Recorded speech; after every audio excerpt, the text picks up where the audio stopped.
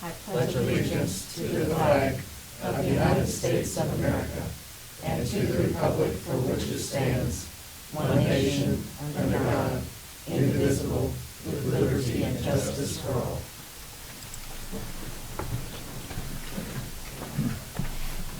Morning, everyone. Welcome to the April 14th meeting of the Board of County Commissioners. My name is Shelley Bueller, and I have the pleasure of serving as chair alongside Commissioner Bob Archer and Commissioner Kevin Cook. Good morning. Good morning. Madam Clerk, first item, please. First item is item 3, consent agenda. Are there questions on the consent agenda? I would move for approval of the consent agenda as presented. Thank you. There's a motion by Commissioner Cook. I'll second the motion. All in favor say aye. Anyone opposed? Motion carries 3-0. Item 4, new business A, County Clerk number 1, consider all voucher payments. Madam Chair, this morning we have one voucher report dated April 13th, 2016.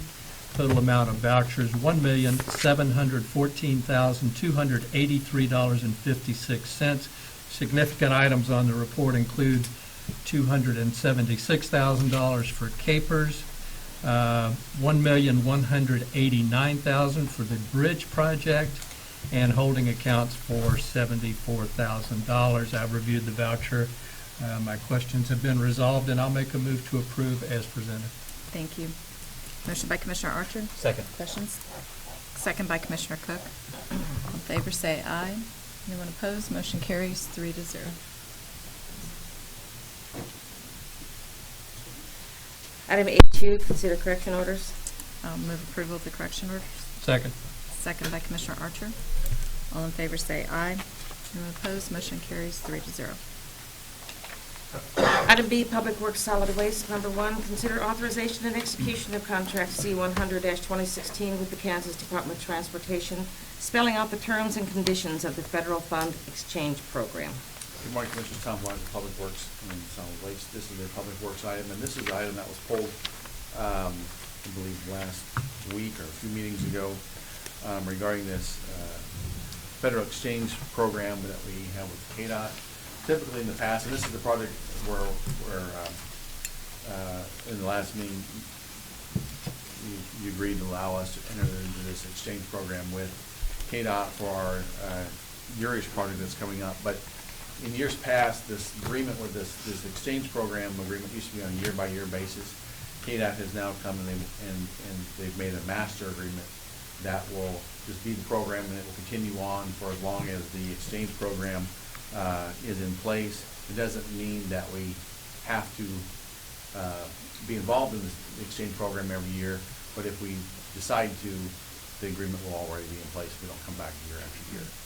So we think this is a good way of doing it, and it's been our recommendation that this be approved. This particular agreement in itself does not have any financial strings to it. It would be, because each year when we get the federal exchange fund, federal monies, we could then exchange them for state monies if we so desire. Okay. All right. Thank you.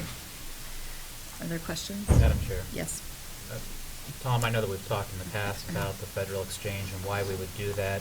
But again, just to recap for anybody that maybe doesn't know or hasn't heard before, why would we want to exchange our federal funds for non-federal funds? Sure. Why? The advantage we see in it, when you have federal monies, there are lots of other administrative requirements that, in our opinion, have no impact on the quality or the integrity of the project. It's just more paperwork. And due to that, we believe that well, we're pretty certain that construction cost bids come in quite a bit higher, and construction administration costs are higher. So we believe that the amount we save by exchanging the federal monies for state dollars is more than made up for in bid prices and in construction administration costs. Where the county would benefit from a lower cost and it does not impact the integrity of the project, and also we look at the speed and how quickly we can implement the project, right? Correct. So that would be the reasons why we would not want to have the federal funds, but we would exchange them for non-federal funds. Yes, and there may be cases in the future where it might make sense to stay with federal funds, but but not necessarily. So this gives us flexibility to choose each year if we want to use federal funds or state funds. In the past, it's been about 90 cents on the dollar. And that's what this would be, yes. Thank you. Any further questions or comments? I'll move to approve the contract. Is there a second? Second. Second by Commissioner Cook. All in favor say aye. Anyone opposed? Motion carries 3-0. Item B2, consider approval of request to issue request for qualification for professional design services for the Southwest Urish Road, Southwest 17th Street to Southwest Huntoon Street project. Commissioners, Tom Blunt again with Public Works and Solid Waste, and this too is a Public Works item. This request is, as we go and looking at improving our roadway infrastructure, the section of Urish has been identified as one that's very high volume currently. It's a rural roadway section, which basically means we have ditches on the side. We've identified this particular corridor as one that we believe should be improved to a urban section, which is storm sewer, curb and gutter, sidewalks, etc. This section from 17th to Huntoon would continue on with work we've been doing the last several years. With the roundabout that's at 17th in Urish, and then also this next year in 2017 we'll be reconstructing the section from 17th to 21st. This would continue that on down to Huntoon. We believe this is a good candidate.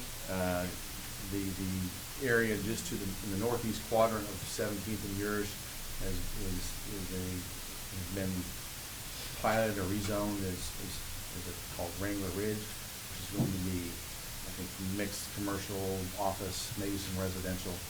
And we would like to be able to get ourselves in a position to have construct a roadway ahead of that really developing, because once it develops, it just becomes that much more difficult, that much more expensive.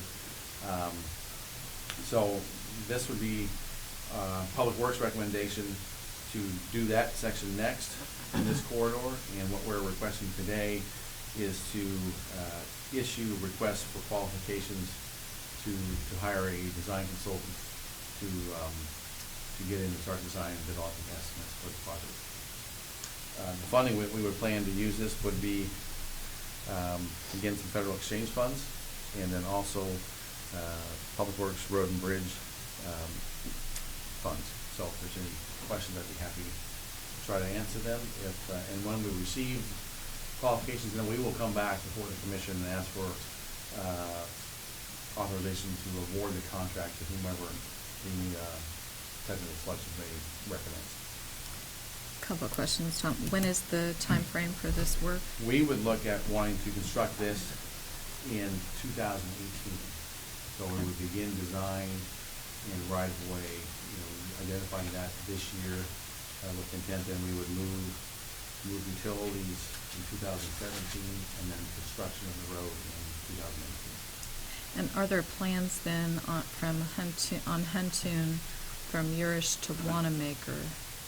Or if that big stretch there, I don't know whose responsibility that's, at some point it's county, at some point it's city. Well, actually, the county, Shawnee County itself does not have any jurisdiction. I know at one point, I know the city of Topeka has at least a portion of it, if not that entire stretch. At one point, Mission Township had at least a short section from Urish going towards the east, and there was a dividing line between Mission Township Road and the City of Topeka Road. I believe the City of Topeka may have taken the entire stretch of roadway now, but I can't say that for certain. But as far as Shawnee County is concerned, and Shawnee County Public Works, we have no jurisdiction over any of that roadway. Again, it's another example. If this is in a suburban area, the county maintains portions of this intersection, township potentially, and then in City of Topeka. So again, all of us levy for dollars to help improvements with roads, but each of us had different jurisdictions. So, but what's the traffic count on that road? It's pretty significant. Oh, I don't know offhand, but it's quite bad. It is, yeah. Okay. Further questions? I'm sure. Yes.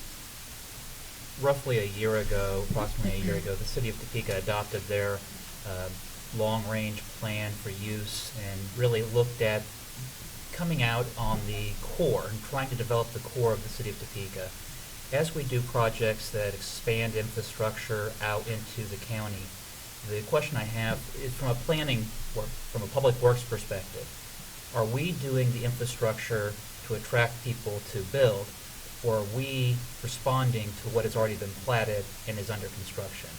And it's a chicken or the egg question, but I think that's an important question because it is commonly asked, is the county actively trying to build the infrastructure to attract people, or are we just responding to what's already occurring?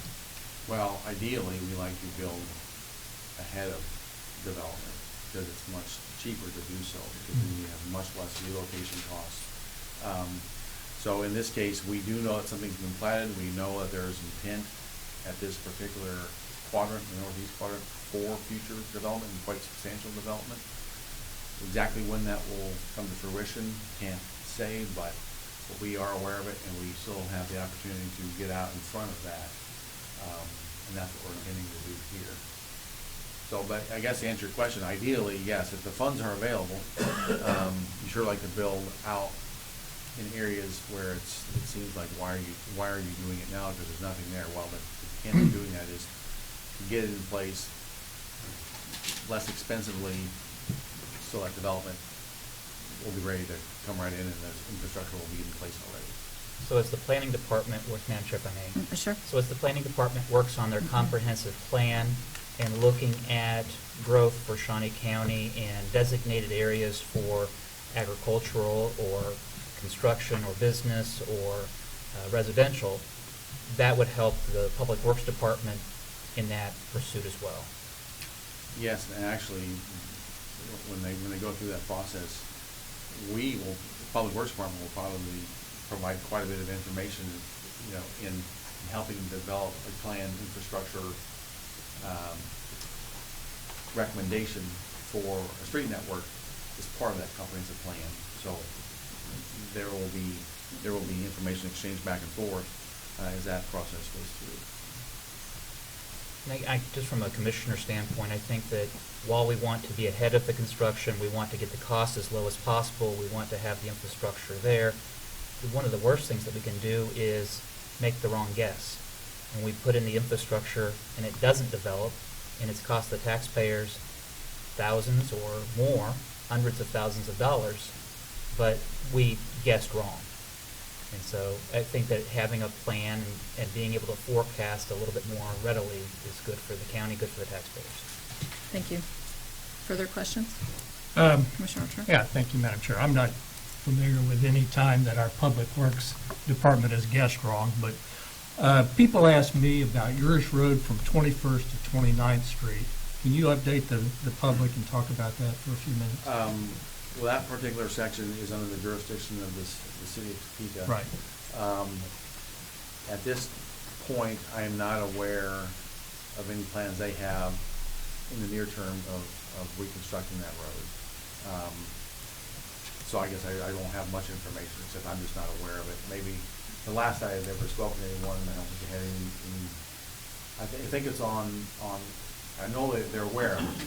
Right. And they know it's out there, but I don't know if it's been in any, if there's tier, CIB, I believe is what it's called. I don't believe it's ever been put on that. It might be in their 6-year or I'm not sure they have a 5 or 6 year plan.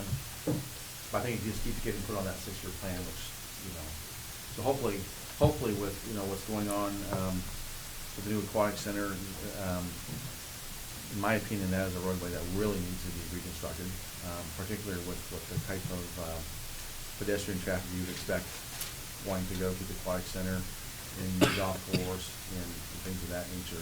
Because right now, it's just a roadway with really not much for shoulders and just, soil shoulders and ditches. And last thing we want is kids walking along that roadway to get to the aquatic center. Yeah.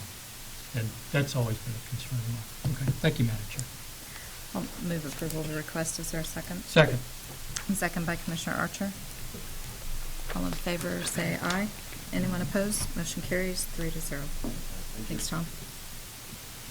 Item C, Emergency Management, number 1.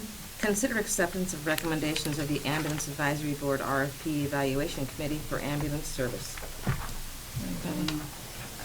Betty Griner, Director of Administrative Services. I will turn this over to Nelson in just a minute, but as Director of the Audit Finance Department, I would like to start out by recognizing and thanking the Ambulance RFP and Evaluation Committee. This committee is a very diverse and knowledgeable committee, and the wealth of experience and knowledge on this committee, and especially in this area of health services, is, I think, very much appreciated by us, but I think it's also a very impressive committee. So I'd like to recognize them. Carl McNorton, who is the Soldier Township Fire Chief, he served as chair of the committee. Paul Levens, who is the Director of Emergency Services at St. Francis. Angela Gamber, who is the Administrative Director of Emergency and Trauma Services at Stormont Vale. Then Michael Martin, a Fire Marshal of City of Topeka. Zach Bottenberg, who's investigator for the City of Topeka Fire Department. And then Aaron Mahan, who is our Emergency Management Coordinator for Shawnee County Sheriff's Office. These were the people on the committee, which you can see it's a very impressive committee, and just the knowledge that they bring to it, I think is very valuable to this whole process. Also, Nelson Castile, who is with our Shawnee County Emergency Management Department and also our Ambulance Compliance Officer, he served as the coordinator for this entire process. And it's quite an extensive timeline that he has on that. So, on behalf of Shawnee County, I would just like to thank all of these members for the many hours they put in, not only for meetings, but for reviewing the information and preparing for all of their meetings, and then also the Ambulance Advisory Board, who also heard these recommendations and then acted on that with the recommendation too. So just wanted to give them a big thank you. Great, thank you very much. I completely agree. A lot of time and effort, and go ahead. Now I will turn it over to Nelson. Great. Morning, Commissioners. Nelson Castile, Ambulance Compliance. It's taken us a little over a year to get to this point. I did want to mention we received outstanding support from Audit Finance, from the Commission Office, and from the County Counselor's Office. Together, this went very smoothly. It helped us get to the point that we're at now. So, and I'll stand for any questions or clarify anything that you have a question about. Okay. Are there questions for Nelson at this time? I believe all the report is included in the agenda. Yes. Go ahead, Commissioner. Madam Chair, I was just going to say thank you to Nelson for all of his hard work. I know that Nelson has dedicated a lot of his time and effort and through this process, making sure that it is smoothly done, gathering the information, monitoring it, setting up all the meetings, and just thank Nelson for all of his hard work as coordinating all of this over the last, since we started the process for the RFP. I completely agree. Again, and keeping the commission informed, but also the public as well. All the releases that you sent, and we were copied in on all of those, so very, very much appreciated. Commissioner Archer? Yeah, I wanted to say thank you to Nelson also. And I'm glad we're going out for RFPs and this kind of service. And I think that's been sort of a hallmark of this commission, is that we've looked at contracting out and services that we provide the community, and where it makes sense, we've done RFPs, and we've tried to save money, and in many cases, we actually have. So anyway, Okay. that's all I wanted to say. Thank you, Madam Chair. So before we open it up for public comment, which I see we're going to have in just a minute, the recommendation, the recommendation is, Nelson, what? Okay, there were 3 recommendations put in.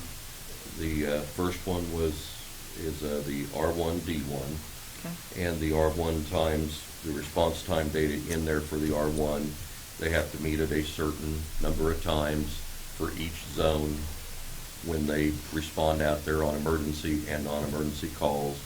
The The ideal solution was to be able to place contractors, dispatchers into the 911 center here to solve the interoperability problems, the disconnects that go on, and really make it a kind of a one-stop shop where everybody, you don't have to depend on radio and phone calls as much going back and forth. And so that was the number one. I believe that was for $350,000. The second one, that was presented by AMR. The second one was removing the dispatch component from it and letting them keep their dispatch in their current location or wherever they deem as necessary and proper, and that was for $300,000. The $50,000 difference, even though there is a difference in the price, AMR has worked with New World and the Sheriff's Office to come up with a compatible CAD link, that's a computer-aided dispatching link, between their center and the center here, which would also solve some of the interoperability problems and the disconnects that we have. The third bid was the Paramedics Plus. And I'll pull my notes up here.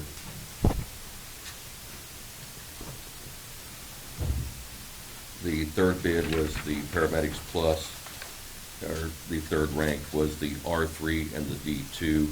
The D2 would use their center that is in Texas down there, and they would, let me find my, you can see I had to kill a lot of trees.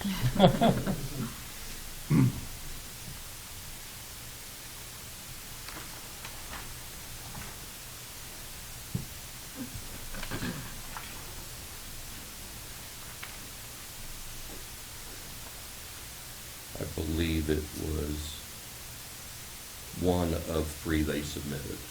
So, and I'm going to look at the actual number because I thought I had it on the memo and I do not.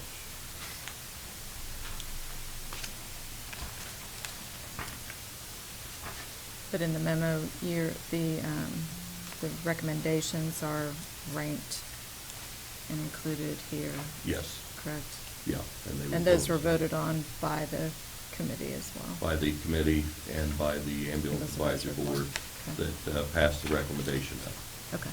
And then the recommendations, in coordination with the county counselor's office, we outlined the recommendations below related to selection negotiations and what to do going from one to the other. Great. And if I can define that number here, I will.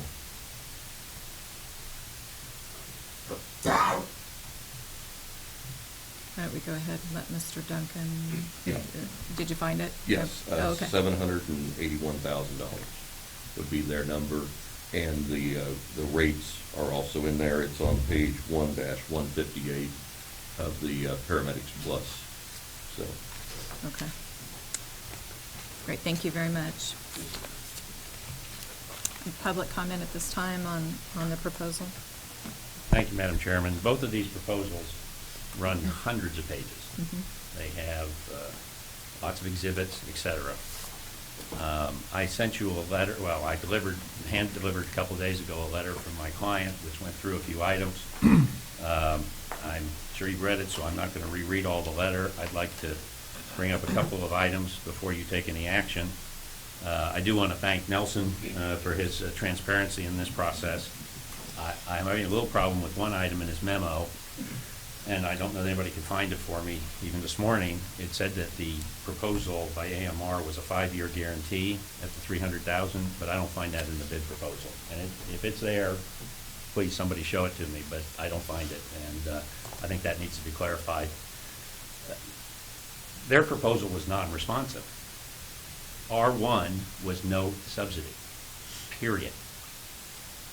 And if you go to the tape, which of the public meeting, starting at minutes 5.49 and running through to about 8:29, Nelson gave a long explanation of what the subsidy was all about. Really, what it is a social grant program. By that, we have a lot of social grant programs. We are not paying for ambulance services. We know you're not going to be paid on some items, going to need to meet all the requirements, dollars amount can't collect is to be recouped. But yet AMR's proposal has a whole series of requests for payments for the communication center. That's non-responsive. And that's not what the bid document was about. The subsidy has, for 32 years, and we continue in the future, is intended to compensate for the uncovered services that are provided, since, as a sole provider in the community, you must provide service. And it is even when a person has I think the current contract says, a stated inability to pay, then service, that's what that's all about. So you don't show up at somebody at the scene and say, let me see your insurance. You fix them up, you put them in the back of the ambulance, you get them to the hospital, and then you sort out the money at the back end. So this was not an apples to apples comparison, because R1 says no subsidy. Now, Nelson made about a 30-second statement at the end of his 5-minute conversation about the social grant program that said, we understand that you may not be able to do it, you can put something in, which is apparently what AMR has done. But they've done it without any explanation. The bid document said, if you're going to request that there be a subsidy, then you must describe why. Their document says nothing about the why. My clients went on for 3 pages to explain to you the necessity and how they calculated and got to that point. So it's non-responsive because they didn't provide you with that information. It's non-responsive because they didn't provide you with the audited books of the entity that is requesting the contract. Medevac Mid-America, Inc., the Missouri Corporation, is who made the proposal. DBA AMR. Proposal was not made by the financial representation that's in this document from the parent entity, of which Medevac Mid-America, Inc. is a subsidiary. So you have no knowledge of any income, expenses, etc. for this operation, and it's not in this document. That's non-responsive because you want, at section 2.15, maintain books, records, etc., relating to the accounting records that represent the contractor's cost of acquiring or delivering the services governed by the contract. It's not their cost for their worldwide operations. It's their cost for what's happening here in Shawnee County, Kansas. That's not in this document. Section 1.9 of the contract said they had to provide you the financials of the corporation. That's Medevac Mid-America, Inc. They're not here. I'd like to tell you I understood the action of the Ambulance Advisory Board, except for one thing. They never discussed it. We met out at the fire station, they made a motion, and they passed it, and then they agreed to let somebody who wasn't there come in and sign the document. There was not one whit of discussion about any of these proposals. Not one. I don't even know whether all the members of the board themselves saw all 500 pages of each of these documents. I can't say they didn't, but I don't know that they did, because nobody referred to it at the public meeting where the recommendations of the committee, which was private, were given in memo form. So, and even if you waive this formality of trying to have an apples-to-apples comparison, and why is that important? It's important because, as I said in the letter, my client says in the letter, the responses have a different requirement vis-a-vis response times. Option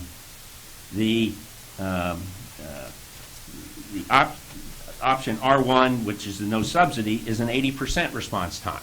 The option we bid is an 80% response time. Another option is a 90% response time, which could perhaps justify a subsidy. And the fourth option is a 75% response time. You need to remember you're converting from an average response time to a certain percentage of meeting all calls. And that's a major difference, et cetera. Pardon? A fractile, thank you. A fractile system. And so that's considerably important. The other item I'd like to highlight in the letter is that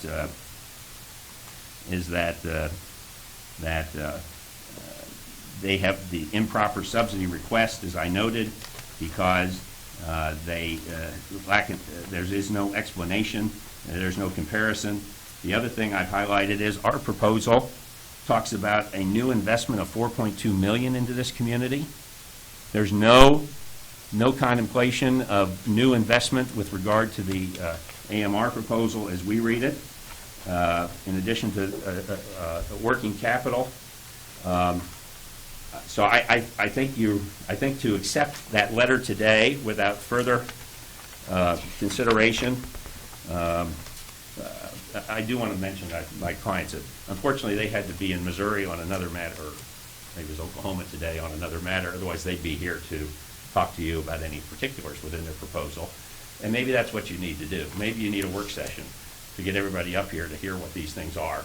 Because at the end of the day, it was your bid document that said, give us a proposal with no subsidy, and if you can't do that and meet those requirements, then give us proposals on the other.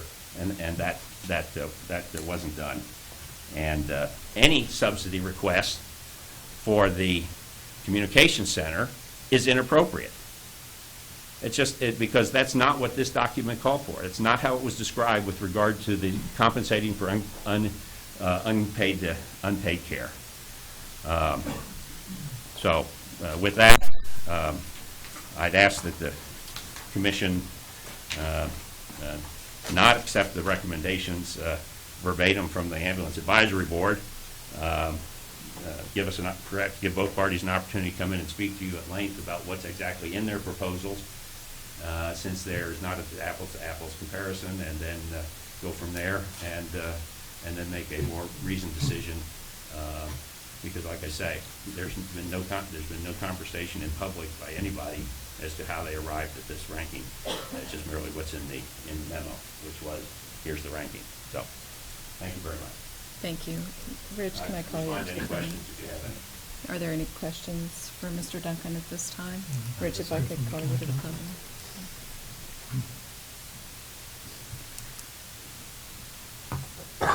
Rich, I know that we did receive the letter just yesterday. So can you respond to that? I mean, as far as any comments, response? My response is I would appreciate more time myself, if you want to know the truth. The letter raised some issues that we need to look at, and there were some new issues I think Mr. Duncan raised while he was here at the podium, and I'm not comfortable giving you an opinion in this short time frame. Sure. So if I heard Mr. Duncan ask for more time, I'm agreeing with him from that standpoint. Good. Madam Chair, Yes. at this time, given the letter, the issues raised by Mr. Duncan, to make sure that we have covered all of our bases before we proceed, also to allow council to confer with Nelson to go through the RFP process, what was evaluated, what occurred. It would be my motion to defer action on this item, either the 21st or the 25th. I'm not sure which would be best for council. Rich? Either one of those dates work for my office. Okay. We said the 25th. 25th? A week from today, or a week from... Monday? Yeah, Monday. Yeah. My motion then would be to defer action until April the 25th, 2016. Go ahead. I will Commissioner second, Archer. but I'd like Nelson to comment. If you concur, is that enough time for you to work with the county counselor? Yes, sir. Do you think these issues have already been addressed, or are they new issues that we need to talk about? I only heard of the one new issue, and Okay. I will give it to county counselor because of the way the language was in the RFP, make sure that was the appropriate verbiage Okay. to be putting out. I have sent documents up to the county counselor and assisted them, so that will be fine with me to wait till the Okay. 25th. Well, I know this has been a very complex and technical issue, It has. so I'll Yes. second the Yeah. motion to defer. In pure transparency, I want you to know that I will be talking with both entities and maybe even meet with them before this comes back. So I do want to put that out there, that I don't want anybody to be caught surprised. I will call both entities to ask them their opinion and to try to understand their position to gain better understanding, if that's okay with the commission. I believe so. I don't hear any objection to that. Madam Chair, before, Yes. Mr. Eckert, by having our action delayed until April the 25th, this does not impact emergency services or ambulance service for Shawnee County in any way or shape or form. That's a Nelson question. No. Yeah, make sure we answer that very clearly. No, it would not. The contract is not up until December 31st at midnight. The only deadline we have to meet is the 180-day deadline, which is on a holiday this year, July 4th. We would need to make notice before then if the contract was to change or to make those changes. But we have a significant amount of time for the counselor's office and everybody to get together. Madam Chair, I just really want to make sure the public understands that in no way, shape, or form is the commission trying to impact or not have emergency service. This is very important, but it's also very important that we go through the process that this committee went through. How did we get to this point? And making sure that we have covered all of our bases. Exactly. Why don't we have AMR, if you want to offer some comments? Well, I think we'll have the Sure. opportunity to refute any statements that have been made today when we speak with the county counselor. Okay. But I just wanted to get up here and, again, thank the Ambulance Advisory Committee and Nelson and everybody else. This has been a new process for a lot of people, including myself, as we've went through this process. And each of us has taken something from that. The only thing that I would say is in the RFP, there is 3.1.10.1. There is a specific section that asks for us to detail any line items in relation to the expense of the communication center, and that's why we wrote our proposal the way it was. It's not an intent to misuse or abuse the subsidy. It's just simply a response to something that was written in this document, and that's something that we can explain with the counselor. But I do believe our proposal was very responsive, being from here and having the knowledge that we have of this system. I believe it's a very responsive and very well-documented proposal. But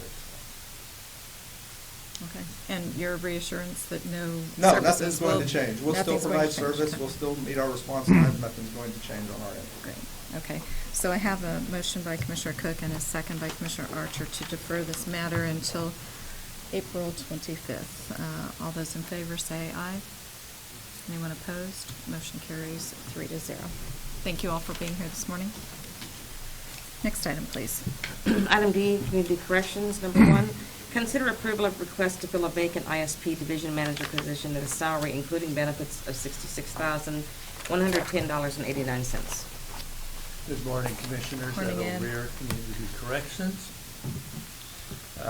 We have a vacancy in our department at the division manager level. Cindy Hahn has retired after 25-plus years of very faithful and competent service to the citizens of Shawnee County through Department of Corrections and then later through Community Corrections. We do have this opening. We would like your approval to open that position. The entire salary and benefit package is grant funded by Kansas Department of Corrections, as is all of our personnel budget and operating expenses as well. Be happy to answer any questions you might have at this time. Thank you very much, Ed. Are there questions? Move to comments? approve the request. Second. Motion by Commissioner Archer, second by Commissioner Cook. All in favor, say aye. Anyone opposed? Motion carries 3-0. Thank you. Thank you. Item E, Administrative Services, number 1. Consider approval of request to sell surplus property through Purple Wave. Good morning, Betty Griner, Director of Administrative Services. It is time to sell surplus property again. Just to note that Michelle has sent pictures out to departments to see if anyone within the county is interested in any of this or needs any of these items. Anything that is, not needed by a county department will be put on Purple Wave for sale upon your approval. Okay. All right, questions or comments? Madam Chair, if I may, Director? we've done this in the past. Are we pretty satisfied with the way the process works with Purple Yes, Wave? very, very much so. They have been very good to work with. They actually come out and take the pictures and get it online and all of that, handle all the processing. So yes, we've been very pleased. I think we've actually increased our sales proceeds that we've received from changing to Purple Wave. Excellent.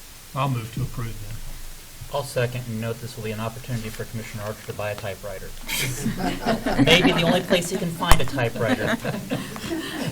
Motion by Commissioner Archer, second by Commissioner Cook.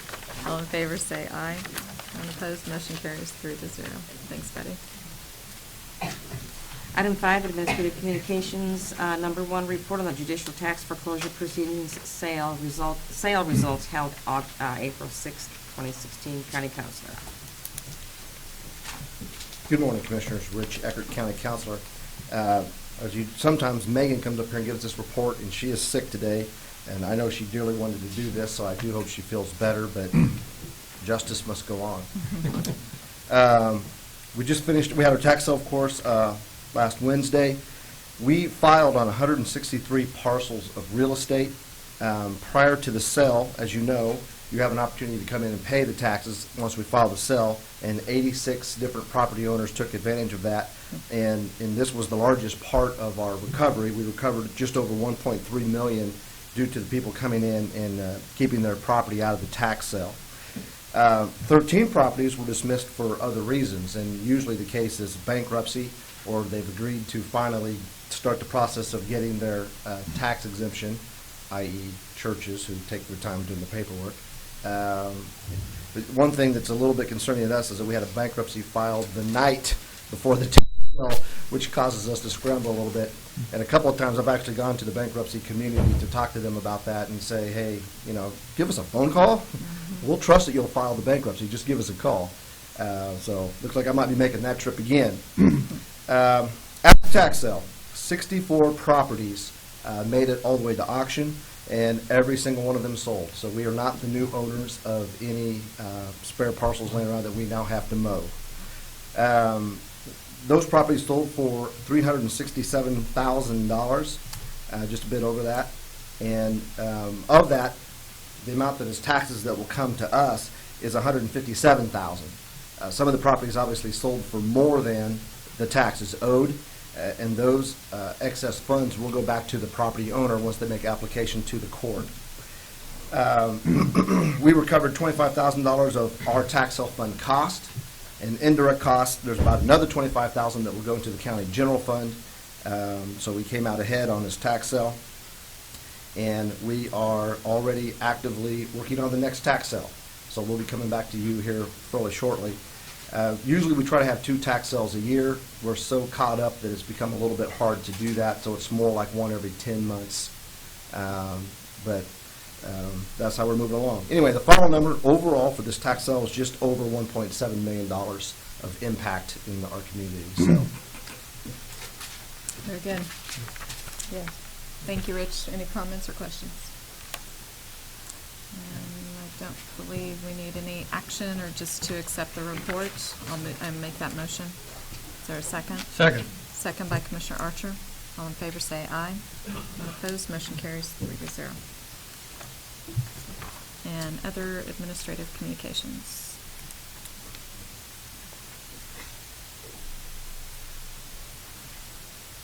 Good morning, Commissioners.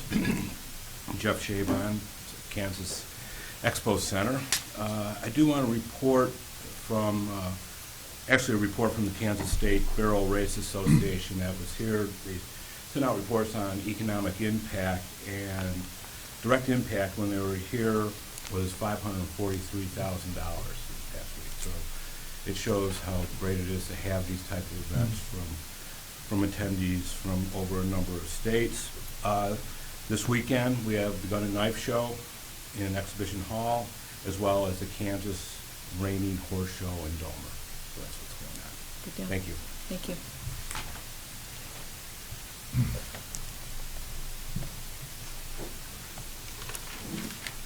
Good morning, Commission. Herman Jones, Sheriff, Shawnee County. Trying to recover from those large cinnamon rolls that came from DOC there, and we appreciate you bringing those for our early meeting there. This week is the National Public Safety's Telecommunication Week, basically for dispatchers, fire, police, and those type of things right there. So this past week, there was the Kansas conference that was held here in Topeka, and of that, one of our esteemed employees, I believe sometime back, I talked about Nancy Ganson, who was the assistant director, who recently retired. She was named Director of the Year for that association there, and so we just want to give some shout outs for her, some kudos to that right there. Congratulations. And as well, there's been some other appreciations from various other agencies that are recipients of those services there. So we want to thank fire services and AMR and all the others that have shown their appreciation as well. Great. Second to that, we are now into spring, summer, those types of things. People are getting out and about. We want to talk about public safety. Just remind individuals when they're out in our great parks that we have, and people are just their mind tends to be for the recreation. We also want to talk about safety. So when you're parking your vehicles there, to be mindful to secure your vehicles, and also not to leave your valuables that are inside the car visible. Probably leave those at home, take them with you, put them in your trunk, or those type of things. But basically, out of sight, out of mind. We talk about safe streets when you lock it, lose it, or remove it. That slogan that we have, we really want to be mindful of that. And as well, when we're talking about at our homes, think about when we're outside or so, and we have our doors open, our garage doors open. Many times when we're doing outside work, we're in the backyards. Be mindful of the front yard, securing that. Close the garage doors, close the doors. It doesn't take long for individuals, predators, to come into your home in 30 seconds, take some of your valuables. So the ounce versus the pound is what we're really advocating. We're really working hard to try to make sure we do some of these type of things, but it is that warm. Just want to remind our citizens of those type of things. Okay. Thank you. Thank you. Anyone else for administrative communications? No? Okay. Commissioners, Commissioner Cook. Madam Chair, I had the opportunity on Tuesday to go out towards the Dornwood Park. The construction is still underway for the spray park. I understand it's on schedule, so I have an update soon for that. But sod is down on the ball diamonds. The sprinklers were going on the new diamonds, and so it looks good, and so it's coming along. Thank you. Commissioner Archer. Nothing this morning, Madam Chair. Thank you. All right. I don't have anything. Next item, please. Item 6, executive session. There is a need for an executive session not to exceed 10 minutes for purposes of non-elected personnel and consultation with an attorney, the attorney. Only 10 minutes? Yeah, I believe we'll start with that. Okay. I'll second that motion. Okay. Motion by Commissioner Bueller, second by Commissioner Archer. All in favor say aye. Anyone opposed? Motion carries 3-0.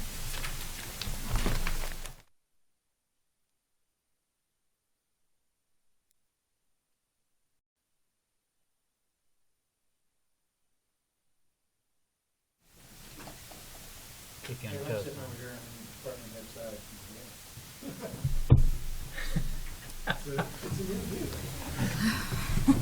We'll do like the city and make you sit out. Give me a break.